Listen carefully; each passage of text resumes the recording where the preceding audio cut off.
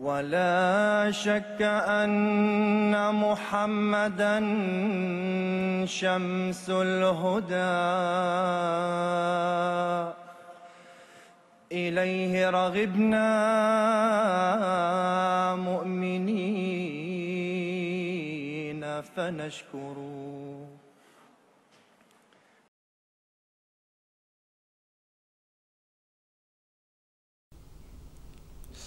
Chers téléspectateurs du monde francophone, Assalamu alaikum wa rahmatullahi wa barakatuhu. Vous nous rejoignez pour une nouvelle émission d'Horizon d'Islam et je vous rappelle à titre préliminaire que vous pouvez bien entendu nous envoyer toutes vos questions et vos interrogations à l'adresse mail horizon avec un s @mta.tv et que toute notre équipe se tient également à votre disposition si vous souhaitez poser des questions écrites. Vous pouvez les poser également via le site internet www.islam-ahmadiyya.org. Le sujet qui va nous intéresser aujourd'hui traite du califat. Lors d'une conférence à laquelle j'avais assisté il y a longtemps sur l'Égypte, on m'avait dit que le califat est aujourd'hui la seule autorité possible en islam. Pour ceux qui ne connaissent pas les Ahmadis, les musulmans Ahmadis, ce sont ceux qui croient et qui incarnent la renaissance morale et spirituelle de l'islam. Ils croient fermement que Hazrat Mirza Ghulam Ahmad alayhi salam est le Messie promis et l'imam Mahdi,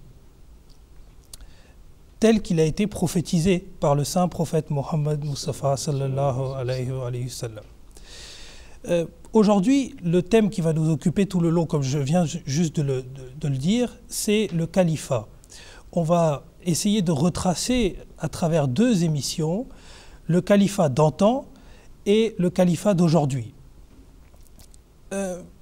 Pour mieux comprendre ce terme déjà de califat et ensuite les déclinaisons possibles de ce terme, j'ai avec moi deux invités. Nous avons M. Ataoul Qayoum Sab du bureau francophone à Londres et nous avons M. Ehsan Skander Sab qui est le missionnaire en charge de Belgique. Assalamu alaikum wa rahmatullahi wa barakatuh à vous deux. Alors, pour entrer très rapidement dans le vif du sujet, le terme de califat. Peut-être qu'avant d'entrer, vous voyez, dans l'histoire de l'islam, il serait important de donner à nos téléspectateurs une certaine étymologie peut-être, dans un premier temps, et puis ensuite une définition qui nous permettrait de mieux peut-être resituer, recontextualiser ce mot et recontextualiser l'institution qu'elle représente. Peut-être, Ataoul Qayoum, ça, pouvez-nous... Tout d'abord, tous nos téléspectateurs du monde francophone, je souhaite assalamu alaikum wa rahmatullahi wa barakatuhu. Et j'espère qu'ils profitent de cette émission et qu'ils essayent de nous envoyer leurs questions, comme vous avez si souvent souligné. Ils seront ravis de répondre à leurs questions. Donc, pour revenir à cette question du califat, comme vous avez dit, c'est un terme qui a été, le terme calife ou khalifa a été utilisé en premier dans le Saint-Coran. Et la première instance où l'on voit le terme khalifa est utilisé, c'est au tout début de la sourate Al-Baqarah, quand Dieu, en s'adressant aux anges, il dit que Inni a'udhu billahi minash shaitanir rajim, bismillahir rahmanir rahim, Inni ja'ilun fil ardi khalifa, que je vais placer un calife sur terre. Il parlait ici à propos du prophète Adam, qui était le premier prophète envoyé par Dieu, selon le Saint-Coran, et Dieu l'a qualifié donc de calife, de khalifa, khalifa qui signifie ici mon représentant. Représentant, cela peut signifier aussi successeur, donc il y aura plusieurs définitions. Grâce à l'usage qu'on va voir de ce terme dans l'islam, on va comprendre donc les différents sens. Le premier sens, comme je dis, c'est celui d'un prophète de Dieu qui est là pour transmettre le message de Dieu. Il est là en fait pour transmettre, pour incarner sur terre l'autorité de Dieu. Pour incarner sur terre l'autorité de Dieu. Et nous avons vu au cours de l'histoire des prophètes qui ont précédé le saint prophète Mohammed sallallahu alayhi wa sallam, d'innombrables prophètes qui ont reçu le titre aussi de khalifa ou de représentant ou de successeur d'un prophète, on le voit tout au long donc, de l'histoire de tous les prophètes. Alors, justement, pour continuer dans ce sens, on voit que, et ça ne ressort pas nécessairement hein, de la discussion qu'on vient d'avoir, mais on sait que le mot califat a un lien étroit, sinon ça se confond, on a l'impression même parfois, avec l'obéissance.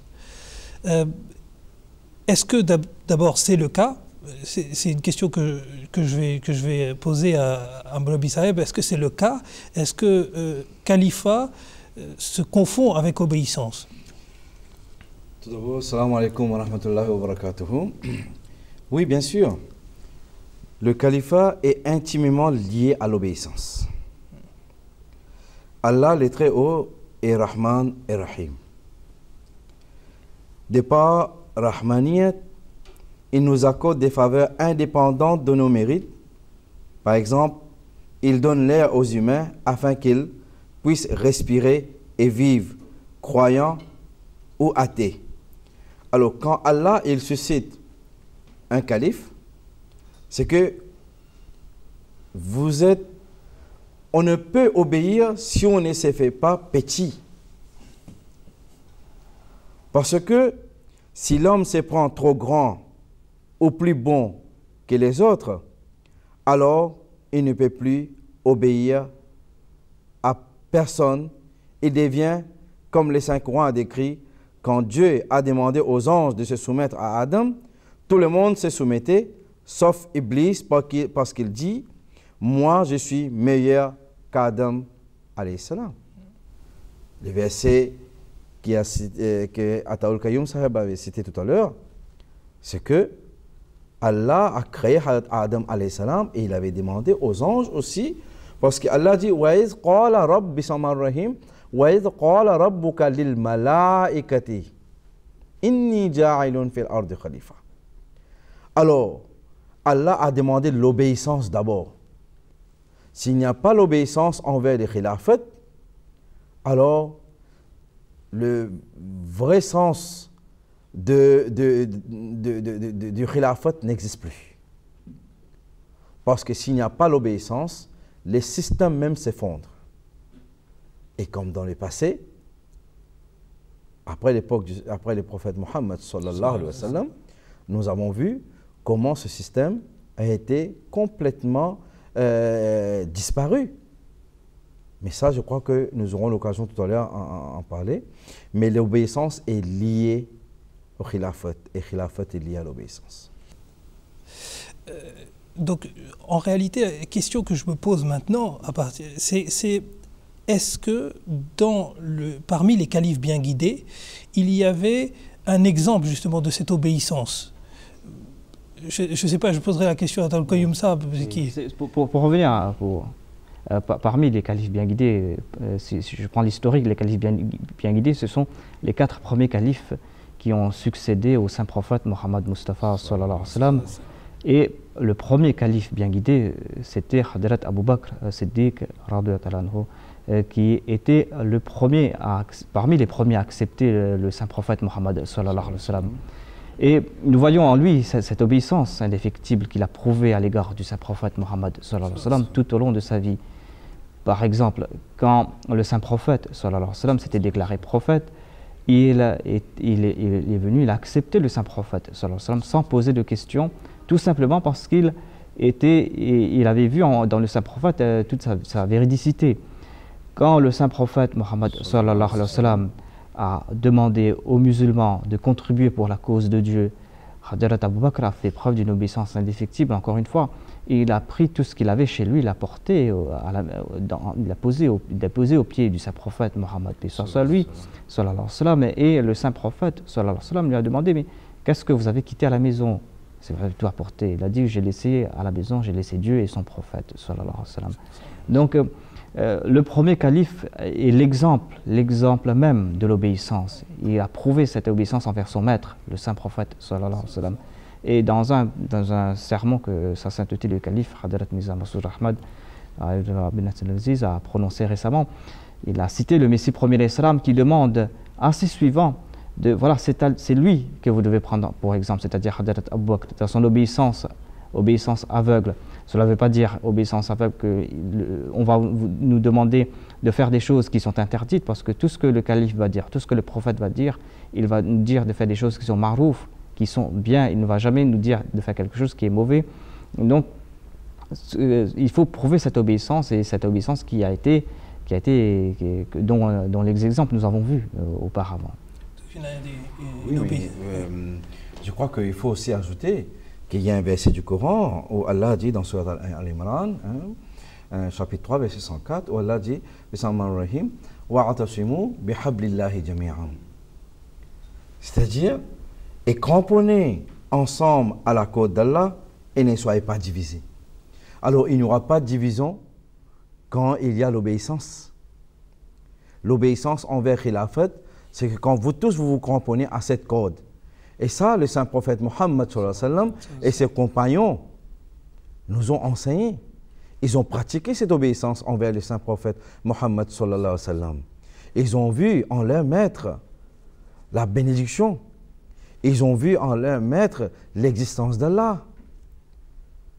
Alors, Abu Bakr Siddiq, son obéissance envers le saint prophète Mohammed, d'ailleurs, comme tous les khulafas, tous les califes, c'était inconditionnel. C'était inconditionnel. C'est à ce moment-là qu'eux pouvaient maintenir cet amour, cette unité parmi les musulmans. Et les khulafas, même avant de devenir calife, ils ont montré leur obéissance envers le saint prophète Mohammed. C'est après que Allah leur a donné cette grande faveur d'être calife pour le Ummah. Justement, pour continuer dans la lignée de ce que vous venez de dire, qui étaient ces personnalités que l'on appelle les califes bien guidés? Parce que c'est vrai qu'on a tendance à très bien connaître le saint prophète Mohammed, mais on connaît la vie des califes qui viennent après, les califes bien guidés, donc à travers la vie du saint prophète Mohammed, c'est-à-dire des œuvres qu'ils ont eues pendant la vie du saint prophète Mohammed. Mais ces personnes, ces califes bien guidés, ont eu une contribution historique et substantielle à l'islam. C'est eux qui ont même écrit une grande partie de l'histoire de l'islam.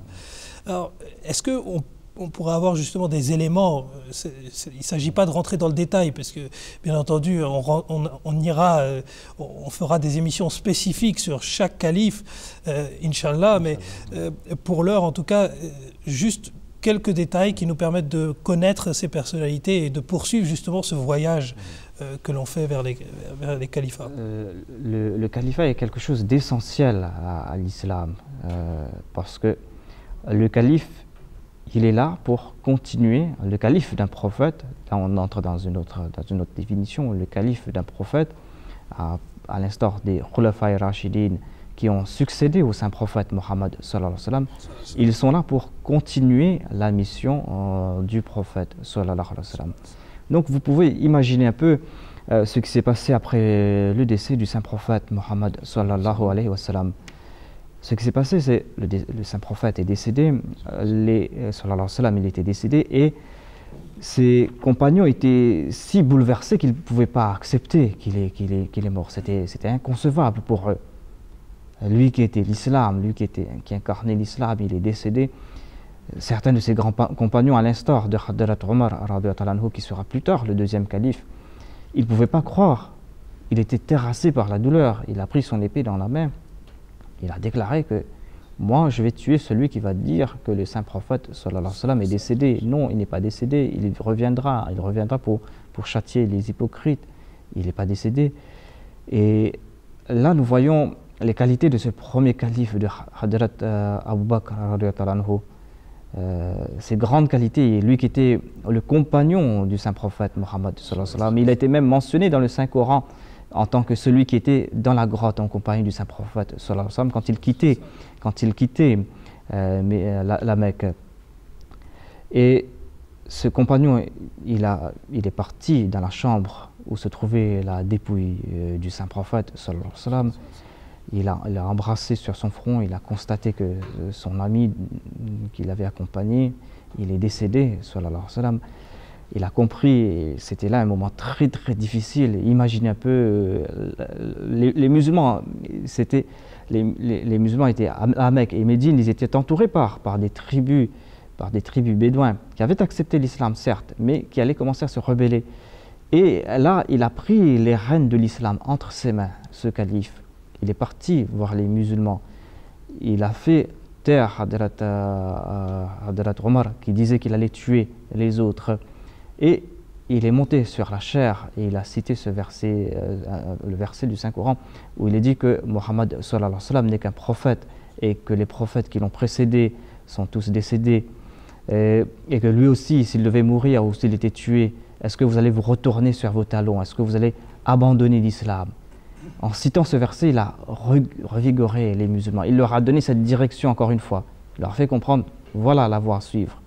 Le saint prophète, sallallahu alayhi wa sallam, c'était toujours dit humain. Il devait mourir tôt ou tard. Mais là, c'était une période très très difficile. Il a pu reprendre les rênes de l'islam. Il a fait comprendre aux musulmans. Et encore une fois, si vous voyez l'histoire, vous avez cité l'obéissance. Vous voyez un autre exemple de son obéissance. Le saint prophète, sallallahu alayhi wa sallam, avant de mourir, il y avait de la rébellion sur la frontière. Sur la frontière avec la Syrie. Et le saint prophète sallallahu alayhi wa sallam avait préparé une armée qui s'apprêtait à partir pour mater cette rébellion. Et le saint prophète est décédé, l'autorité, le saint prophète sallallahu alayhi wa sallam est décédé, il était l'autorité de l'islam. Et on a vu ces dangers, les compagnons ont essayé de convaincre Hadrat Abu Bakr de ne pas envoyer cette armée parce qu'ils étaient entourés de dangers. Qu'est-ce qu'il a dit? Il a dit, voulez-vous que la première chose que je fasse, moi en tant que calife, en tant que représentant du prophète, sallallahu alayhi wa sallam, vous désirez-vous que je le désobéisse? Il a dit non, je vais envoyer cette armée comme l'avait désiré le saint prophète, sallallahu alayhi wa sallam, et cela va se faire même si l'ennemi entre en Médine et nous tue tous. Encore une fois, donc ce sont des grandes qualités que le saint prophète, sallallahu alayhi wa sallam, a pu impartir dans ses califes, et sans le califat, l'islam n'aurait pas survécu. Perdurer, voilà. Alors oui, d'ailleurs, il est resté à peu près 29 années, c'est ça, 29, 30 ans Le califat de Hadrat Abu Bakr a duré environ 2 ans. Mais la totalité de cette période des califes bien guidés, des Khulafa'i Rashidin, c'est une période qui a duré 4 ans, plutôt 29 ans, qui a duré une période de 29 ans et qui s'est arrêtée par la suite. D'accord. Je crois que Ataoul Kayoum nous a bien expliqué un peu que l'importance du système de khilafat. Après le décès du saint prophète Mohammed sallallahu alayhi wa sallam, c'était le seul système, parce que le califat est le moyen céleste de soutenir l'unité de l'islam et de développer sa force spirituelle sur la terre. Oui. Et c'est-à-dire c'était une période de transition, on peut dire, entre le prophète Mohammed sallallahu alayhi wa sallam et le système de khilafat. Par exemple, cette force spirituelle sur la terre, le califat, est en même temps une preuve sociale de l'existence et de la vérité de Dieu. L'unité dans ce système étant la principale preuve de la véracité du message, cette unité qui relie l'Ummah du saint prophète Mohammed sallallahu alayhi wa sallam. Comment réunir, comment continuer effectivement par faire perdurer cette unité parmi les musulmans? Alors Allah, par sa sagesse, a choisi Abu Bakr Siddiq après le saint prophète Mohammed sallallahu alayhi wa sallam. Et ça montre l'existence d'Allah. Et c'est au début de l'histoire de l'islam même ça, que nous constatons que l'âge d'or du Khilafat Rashidin a prospéré tant que l'unité des musulmans et le respect pour l'origine divine du califat était là. Aussi longtemps qu'il y avait le respect, aussi longtemps qu'il y avait l'obéissance, comme tout à l'heure on parlait de l'obéissance, Mais dès que l'institution du califat et l'obéissance sincère envers sincère au calife, dans tout ce qui est bon, ont été mis en doute, l'âge d'or du premier calife en islam arriva à sa fin. Vous voyez? C'est-à-dire aussi longtemps qu'il y avait la sincérité, aussi longtemps qu'il y avait l'amour, alors ça représentait, c'est-à-dire l'image, la personne du saint prophète Mohammed sallallahu alayhi wa sallam. Parce que lui-même, il incarnait, c'est-à-dire le tawhid, l'unicité. Et il n'y aura pas de tawhid aussi longtemps qu'il n'y a pas l'unité parmi les musulmans. Et cette unité parmi les musulmans, c'est le khilafat, le califat qui peut nous donner. Alors c'était très important qu'après le saint prophète Mohammed sallallahu alayhi wa sallam, c'était le seul moyen pour pouvoir, c'est-à-dire soutenir l'unité de l'islam, l'unité des musulmans en islam. Donc c'est vraiment une institution, hein, le califat, qui permet de fédérer les croyants autour justement de cette institution. Là, on a parlé de Hazrat Abu Bakr, mais pourquoi pas aborder les autres califes bien guidés, éventuellement connaître un petit peu, à l'image de ce qu'on en a fait pour le premier calife, d'aborder un peu des questions de leur personnalité pour mieux les connaître. Après le décès de Hadrat Abu Bakr, les compagnons du saint prophète Mohammed sallallahu alayhi wa sallam ont choisi Hadrat Omar comme deuxième calife. Et son califat à lui a duré environ 10 ans. Et malheureusement, il a été tué par la suite. Et au cours de son califat, c'était la période d'or de l'islam, son califat. L'islam a fait des progrès fulgurants au cours du califat de Hazrat Omar. Hazrat Omar, lui-même, sa conversion est quelque chose d'intéressant. Lui, il était un des ennemis acharnés du saint prophète Mohammed sallallahu alayhi wa sallam à l'époque, à Médine, à la Mecque plutôt. Un jour, il avait décidé d'aller tuer le saint prophète Mohammed sallallahu alayhi wa sallam, et sur sa route, on lui a fait savoir que sa sœur, à lui et son beau-frère, s'étaient convertis à l'islam. Et c'est là, il a fait un détour pour aller voir ce qu'il en était. Et là-bas, on lui a présenté les versets du Saint-Coran. C'est un long incident que je résume, en bref. Donc, en fait de compte, en entendant ces versets du Saint-Coran qu'on lui a récités, cela a conquis son cœur.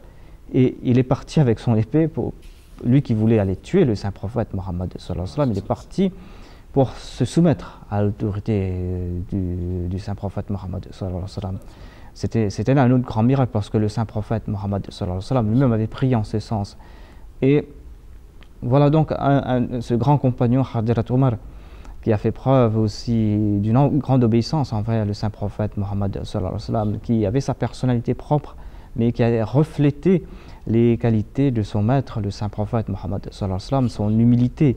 On disait que pendant la nuit, au cours de son califat, pendant la nuit, il sortait la nuit, il se déguisait même pour aller voir ce qu'il en était, quelle était la situation de ces sujets, les véritables musulmans, pour voir comment ce qu'ils vivaient. On disait qu'il portait lui-même les sacs de blé, les sacs d'orge, ce qu'on utilisait comme denrée à l'époque. Il portait cela sur son dos. Un jour, un de ses serviteurs leur a dit: mais laissez-moi porter cela. Il m'a dit: mais si moi je ne porte pas mon fardeau, est-ce que dans le dos là tu vas porter mon fardeau à moi? Laisse-moi porter ma charge. Donc ce sont des compagnons, de grands compagnons qui ont servi l'islam, qui étaient ces hablullah, c'était des cordes d'Allah à qui on s'est accroché. Et quand on s'est accroché à eux, quand on a prouvé son obéissance envers eux, c'est là que l'islam a progressé, a fait des progrès fulgurants. Dès qu'on est tombé dans la désobéissance, peu à peu, on va voir au cours de l'histoire de l'islam ce qui s'est passé, le déclin de l'islam. Et la fin de cette période des califes bien guidés a donc sonné le glas de cette période d'or de l'islam. C'est très important, Ataoul Kayoum Sab, c'est que c'est l'unité dans l'obéissance à la volonté d'Allah. C'est la volonté d'Allah d'avoir le système de khilafat. Et qui est le principal trésor et l'objectif principal du califat. Vous voyez? Et après, ce qui s'est passé, c'est que c'est ruiné. C'est que la ruine sont appelés ingrats et rebelles après. Parce que les califes eux-mêmes avaient des qualités extraordinaires, avant même de devenir calife. Vous voyez? Abu Bakr Siddiq, toutes les qualités que vous venez de citer, de Abu Bakr Siddiq, parce que lui aussi, son obéissance était inconditionnelle. Tout à l'heure, vous venez de citer, quand il était de retour de son voyage, quand il a appris, quand il disait ton ami, hein, il s'est dit messager, il reçoit des révélations de la part d'Allah, et d'autres qui disaient qu'il est majnoun, il est devenu fou, mais c'est-à-dire il est venu lui, il a demandé au prophète Mohammed de lui en parler, et le prophète d'Allah voulait l'expliquer, mais il a dit non, hein, il a dit non, je ne veux pas d'explication, c'est-à-dire encore une fois, c'est l'obéissance envers Allah à travers le saint prophète Mohammed sallallahu alayhi wa sallam. Alors, quand le deuxième calife Omar anhu, parce que le saint prophète Mohammed sallallahu alayhi wa sallam avait déjà vu ces qualités-là, Abu Bakr Siddiq anhu, Omar anhu, et Allah, par sa sagesse, avait donné au prophète Mohammed sallallahu alayhi wa sallam autour de lui des sultans al-Nasira. Ils étaient les sultans al-Nasira, ouais, pour l'aider, pour le soutenir. Parce que dans nos précédentes émissions, on en parlait, c'était comment l'Arabie à cette époque-là, hein? C'était comment l'Arabie à cette époque? Ce n'est pas facile pour le saint prophète Mohammed sallallahu alayhi wa sallam. Allah lui a donné les sultans al-Nasira, comme Abu Bakr Siddiq, une obéissance indéfectible. Vous avez aussi Omar, et que tout le monde connaît, c'était qui Omar, un homme très courageux, un guerrier, hein? Un homme toujours effectivement sur le front, vous voyez, et un homme aussi colérique, hein? Omar, c'était un homme avec beaucoup de colère, mais, c'est-à-dire, tout à l'heure, comme vous avez expliqué, qu'au cours du chemin, il s'était arrêté chez sa sœur, et puis il a entendu, là-bas, la récitation de quelques versets du Saint-Coran. Vous voyez? C'est ça, le même Omar, c'est le verset de quelques versets du Saint-Coran qu'il a entendu, qui l'a complètement changé, qu'il a complètement transformé en un homme obéissant. C'est à ce moment-là qu'il s'est dirigé vers la résidence du saint prophète Mohammed sallallahu alayhi wa sallam. Et les compagnons, ils ont entouré la maison du saint prophète Mohammed sallallahu alayhi wa sallam, tout en croyant que, parce que Omar avait toujours son épée en main. Et tout le monde, hein, il connaissait très bien qui est Omar anhu. Mais quand il s'est approché de la maison, et quand les Sahaba, les compagnons, ils ont informé le saint prophète Mohammed de l'arrivée de Omar qui voulait le rencontrer, les Sahaba ne voulaient pas, les compagnons ne voulaient pas. Ils avaient toujours cette peur-là. Mais le prophète Mohammed a dit, laissez entrer Omar anhu. Laissez entrer Omar anhu, parce que le saint prophète Mohammed était déjà informé par Allah de l'acceptation de Omar anhu, c'est-à-dire son acceptation de l'islam. Et on a entendu aussi, hein, que comment on chantait les louanges d'Allah quand Omar anhu avait accepté l'islam. Vous voyez, ça c'est un peu l'histoire aussi des qualités extraordinaires que ces hommes bien guidés, ces califes bien guidés avaient à l'époque. Hein. Si je peux ajouter encore sur les qualités de Hadrat Omar en tant que calife, c'est lui qui a institué l'administration au sein de l'islam. Il a fondé le corps consultatif, la Majlis al-Shura, qui était un corps qui était là pour plus tard élire le prochain calife et pour conseiller le calife. Il a institué l'éducation qui devenait obligatoire pour les garçons et les filles. Il a institué un système social pour venir en aide aux pauvres, pour venir en aide aux démunis. Il a institué la Baytul Mal, qui était un système de finances, donc c'était la trésorerie donc, de l'islam. Donc il a institué tout cela, et comme je vous ai dit, au cours de son califat qui a duré environ 10 ans, l'islam a fait de très grands bonds, a fait de très grands progrès. Ouais, comme vous le disiez si bien, c'était vraiment l'âge d'or de l'islam et de ça. Alors, justement, pour continuer parmi ces légères biographies qui sont assez enrichissantes que l'on a pu voir, il y avait deux autres califes bien guidés qui ont suivi Hazrat Umar radhiyallahu ta'ala anhu. Peut-être que vous pouvez nous parler de ces deux autres califes. Après le décès du deuxième calife, les rênes ont été pris par Hadrat Uthman, radhiyallahu ta'ala anhu, qui était lui aussi compagnon du saint prophète Mohammed sallallahu alayhi wa sallam. Et c'était un compagnon qui était très bien vu. Son califat, lui, a duré environ 12 ans. Malheureusement, au cours de son califat, il y a eu des dissensions qui ont commencé parce que le nombre de convertis qui avaient accepté l'islam était en grand nombre et cela ne suffisait. Les gens en ont profité pour fomenter des troubles. Plus tard, on va en parler sur la cause des dissensions en islam. C'est indissociable avec cette période. Parce qu'on doit savoir aussi pourquoi on a perdu cet âge d'or, pour que ça ne se répète pas. Cela ne va pas se répéter, parce que le saint prophète sallallahu alayhi wa sallam, on avait fait la prophétie lui aussi concernant cette période des califes bien guidés qui sera répétée par la suite. Donc il y a eu Hadrat Uthman qui était calife, et lui il a été succédé.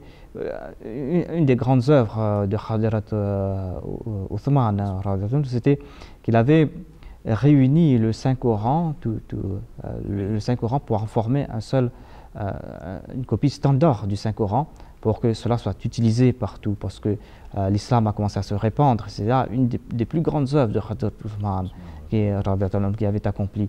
C'est par lui que nous avons eu, donc par son entremise, c'est lui qui a les compagnons, ce corps de compagnons que je vous ai dit, qui a été formé, avait conseillé que maintenant l'islam se répand.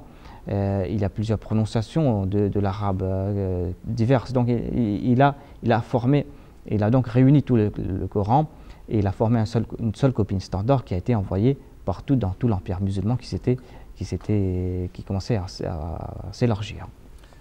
Il y a vraiment une structure avec Hazrat Umar radhiyallahu ta'ala anhu, une structure administrative, et puis ensuite une des grandes œuvres de Hazrat Uthman radhiyallahu ta'ala anhu a été donc cette diffusion en fait du Coran, d'un Coran unique en fait, un livre qui a été. Je crois que c'est bon aussi d'ajouter, c'est que ces califes, ils avaient des grandes qualités en eux, mais qu'on ne pouvait pas voir avant le décès du saint prophète Mohammed sallallahu alayhi wa sallam. Aussi longtemps que le saint prophète Mohammed sallallahu alayhi wa sallam était encore vivant, il ne montrait jamais leur qualité. Parce que l'amour, l'obéissance, l'humilité qu'ils avaient en eux, ce qu'ils ont appris de leur maître, même toutes les qualités, des grandes qualités qu'ils avaient en eux, ils ne démontraient jamais ces bonnes qualités.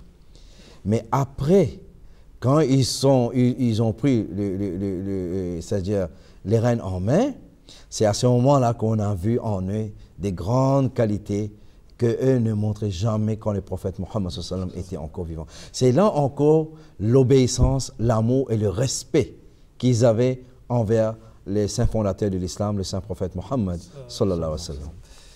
Simplement, avant d'aborder Hazrat Ali, je rappelle à nos téléspectateurs que l'ensemble de leurs questions, interrogations peuvent être posées à l'adresse mail horizon avec un s @mta.tv, et également que l'ensemble de notre équipe se tient à votre disposition si vous souhaitez écrire des questions via le site internet qui est www.islam-ahmadiyya.org. Vous y trouverez également du contenu, des articles que vous pouvez consulter, et l'ensemble de ces articles ont permis à nos émissions aujourd'hui de fonctionner. Donc c'est un site internet très enrichissant auquel on ne peut que recommander, sur lequel on ne peut que recommander d'aller. Je reviens donc vers nos invités et sur le dernier donc calife bien guidé qui était Hazrat Ali. Peut-être que, justement, pour continuer cette petite biographie et conclure ce petit voyage qu'on a entrepris parmi les différents califes bien guidés, Taoukouib Sahib, vous pouvez... Une des périodes les plus tristes de l'histoire de l'islam, ce fut l'assassinat de Hadrat Uthman, qui était le troisième calife de l'islam. Et c'est là qu'il y a eu la base des dissensions au sein de l'islam. C'était une période très trouble. Et c'est Hadrat Ali, qui fut élu quatrième calife, il s'est retrouvé dans une situation très difficile. Il a dû maintenir l'unité parmi les musulmans. Il a fait beaucoup d'efforts pour maintenir l'unité parmi les musulmans parce que la division avait commencé à se voir. C'est une division qui allait perdurer, qui va marquer toute l'histoire de l'islam. Ça aussi, un jour, on peut en faire mention dans une autre émission. Mais ce que nous avons vu, c'est que, en fait, le saint prophète Mohammed, dans un hadith que nous citons souvent dans la communauté Ahmadiyya, il avait prophétisé donc ces périodes qui allaient suivre. Il avait dit que la Naboua, c'est-à-dire le prophétat, va durer sur terre tant que Dieu décidera que cela dure.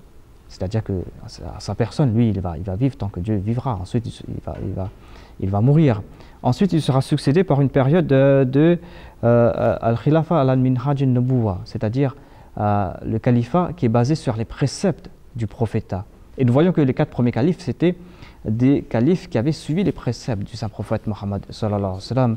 Et il avait aussi dit que voilà, ce califat va aussi durer tant que Dieu désirera que ce califat perdure. Ensuite, il a dit que cela sera succédé par des califes il y aura des monarchies accablantes, il y aura des monarchies tyranniques. Mais par la suite, il y aura de nouveau al-khilafa al-minhaj al-nubuwa.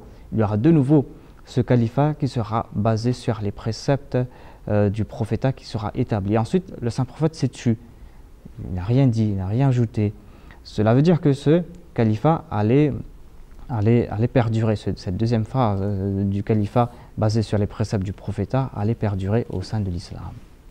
Justement, sur cette question du deuxième califat qui doit perdurer, puisque j'ai justement introduit rapidement en introduction, j'ai parlé de la communauté musulmane Ahmadiyya et on a parlé du fait que du système du califat qu'il met en place.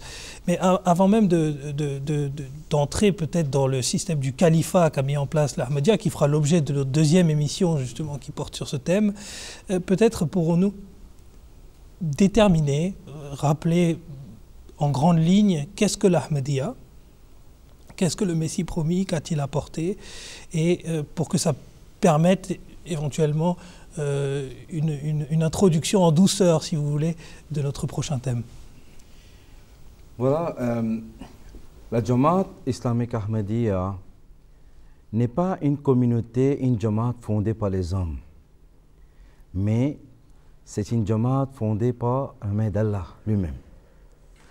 Parce que le saint prophète Mohammed sallallahu alayhi wa sallam lui-même avait prophétisé que dans le dernier temps viendra un imam Mahdi, un guide qui viendra pour rassembler les musulmans dans le dernier temps. Comme vous venez de suivre, la période difficile aussi qu'a connue le musulman après le décès du saint prophète Mohammed sallallahu alayhi wa sallam, parce que tout ça, c'est des prophéties faites déjà à l'époque par notre bien-aimé prophète Mohammed sallallahu alayhi wa sallam. Il avait dit, 3 siècles après moi, c'est 3 siècles de grandeur et de prospérité, mais après 10 siècles, c'est-à-dire 1000 ans d'obscurité totale pour le musulman. Alors, dans cette phase d'obscurité, c'est après qu'ils ont montré de la désobéissance envers le système de khilafat. Comme on parlait tout à l'heure de l'obéissance. L'obéissance, c'est sami'ana wa ata'na. Vous avez entendu et vous avez suivi, vous êtes soumis. Mais malheureusement, il n'y avait plus cette obéissance. Alors, l'ère de la décadence, l'ère de l'obscurité avait déjà commencé quand ils ont montré de la désobéissance envers les khilafat et ils ont assassiné même les califes. C'est après Allah a enlevé complètement cette lumière, cette grande faveur. C'est là que le prophète Mohammed sallallahu alayhi wa sallam avait dit 1000 ans d'obscurité pour les musulmans. Mais est-ce que Allah, par sa sagesse, allait laisser les musulmans dans cette situation? Non. C'est pour cela que le saint prophète Mohammed sallallahu alayhi wa sallam avait déjà prophétisé qu'il viendra dans le dernier temps un Mahdi, un imam Mahdi qui viendra. Et il aura sa jamaat, une communauté. Alors la jamaat Ahmadiyya n'est pas fondée par qui que ce soit. La fondation même a été posée par Allah lui-même et qui nous a été annoncé la bonne nouvelle 14 siècles de cela par le saint prophète Mohammed sallallahu alayhi wa sallam. Alors, l'imam Mahdi alayhi salam, Hazrat Mirza Ghulam Ahmed, que nous, les Ahmadis, nous croyons que Hazrat Mirza Ghulam Ahmed, c'est le même imam Mahdi que le saint prophète Mohammed sallallahu alayhi wa sallam avait prophétisé il y a 14 siècles de cela. Et nous croyons. C'est la communauté qui croit dans l'imam de notre temps. Et c'est pour ramener l'islam dans son authenticité que le prophète Mohammed sallallahu alayhi wa sallam avait pratiqué. L'imam Mahdi alayhi salam n'a pas enlevé ou ajouté quoi que ce soit en islam, mais il est venu comme un rappel pour nous, pour réformer effectivement le musulman dans les derniers temps. L'islam n'a pas besoin de réforme, mais pour réformer les musulmans, pour les ramener vers, c'est-à-dire le vrai message authentique et le sunnah que pratiquait le saint prophète Mohammed sallallahu alayhi wa sallam. Là, je pense que c'est une réponse très claire et très, très complète en fait pour une introduction à l'Ahmadiyyat. Jacques Molla, merci pour vos réponses très claires. Pour la prochaine fois, nous allons aborder notre deuxième émission sur le thème du califat.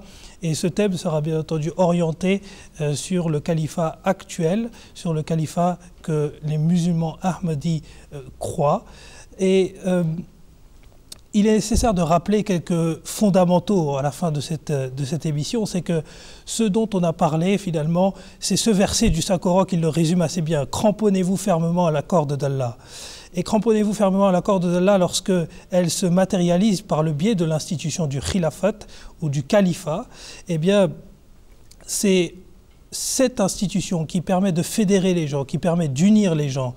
Et on peut remarquer que c'est la question que j'avais posée sur est-ce qu'il y a une distorsion entre obéissance et califat? Non, c'est une confusion. Les deux, l'un ne peut pas aller sans l'autre. Et sur cette analyse, nous vous laissons et nous vous retrouverons la prochaine fois pour notre deuxième émission sur le califat. D'ici là, assalamu alaikum wa rahmatullahi wa barakatuh. ولا شك أن محمدا شمس الهدى إليه رغبنا مؤمنين فنشكر له درجات فوق كل مدارج له لمعات لا يليها تصور